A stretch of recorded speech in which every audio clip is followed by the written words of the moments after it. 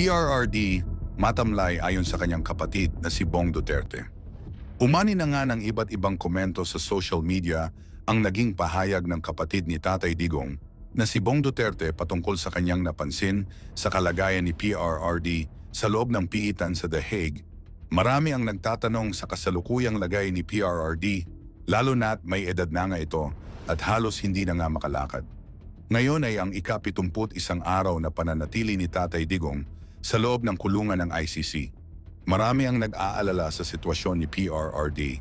This is what I mean na there are many things left unsaid. It's the emotional toll. He is weakening mentally and it will affect his physical. September is too far. Ito ang pahayag ni Chu matapos mabasa ang naging post ni Sir Alvin. Marami rin ang nagsabi na isa rin sa nagpapalakas kay PRRD ay ang makita ang kanyang mga anak, lalo na si Kitty Duterte ang kanyang bunsong anak. Matamlay doesn't mean he is sick. May video prior to this post na he is okay according to Sir Bong Duterte and he is not worried about his health cause he looks well naman.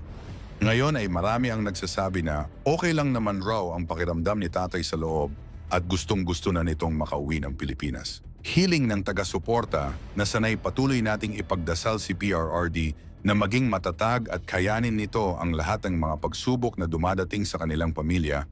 Naniniwala ang taga-suporta ni Tatay Digong na balang araw makakauwi ito ng Pilipinas na ligtas.